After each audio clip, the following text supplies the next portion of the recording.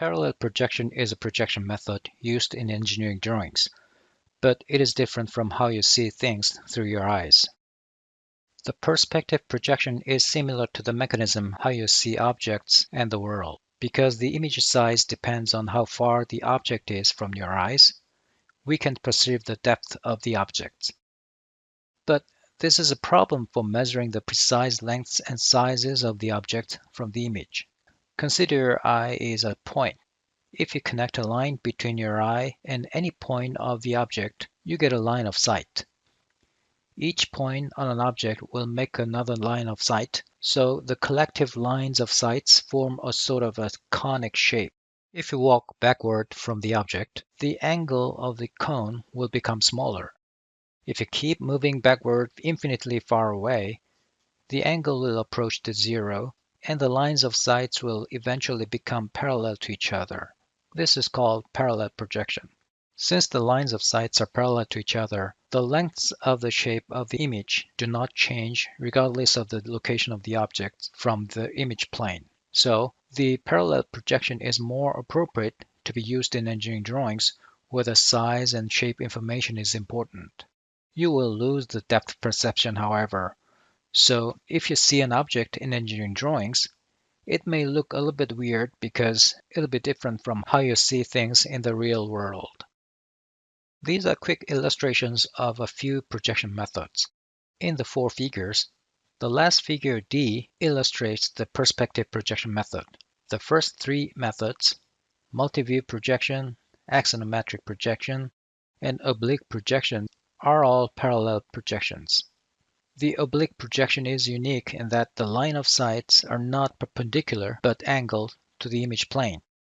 In the multi-view and axonometric projections, the lines of sights are perpendicular to the projection plane, so they are both called orthographic projection. The only difference between the two is how the object is oriented relative to the view direction, not the projection mechanism. In the multi-view, the observer views the object in one face or side, but in axonometric projection, the observer views the object at an angle showing multiple sides of the objects in one view.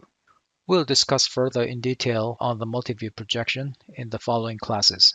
Today, we'll discuss briefly the axonometric projection, more specifically, the isometric projection method. This is a graphical representation of various parallel projection methods.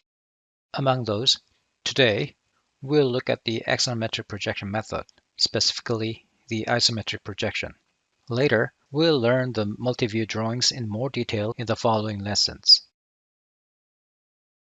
The axonometric projection is an orthographic projection method that shows the multiple sides of the object to draw. So, the axonometric projection method is used to make a pictorial drawing of an object in orthographic projection. If an XYZ reference frame is projected in a certain direction onto a paper, the axis will form 3 angles, A, B, and C. Or, if you look at a cube that is aligned with the coordinate system, the 3 edges around the corner will form 3 angles, theta 1, theta 2, and theta 3. You can look at an object in any directions, but the following 3 directions are frequently used, and you will find those in most CAD systems as a viewing option. If all 3 angles A, B, and C are the same in magnitude, the view direction is called isometric direction. If 2 of the 3 are the same, it's a diametric view direction. Trimetric view gives all different 3 angles. You will find all these view options in most CAD systems. When making freehand sketching, the isometric view is the easiest one you can make because the object is scaled uniformly in all directions. Because each edge of a cube is angled from the projection plane, the length of the edge will be about 80% shorter in the projection image than the actual length, but the scale will be uniform in all directions in the isometric view. So all 6 edges are scaled by the same amount, so they will all have the same length in the drawing.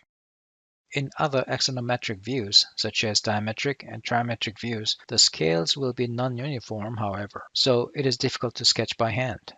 Isometric grid paper is helpful in sketching an object in the isometric views. You can construct an XYZ rectilinear coordinate system in the isometric grid paper using the grid points. Square grid paper represents a two-dimensional plane, usually in the XY plane. Isometric grid paper helps you visualize all X, Y, Z axes on paper.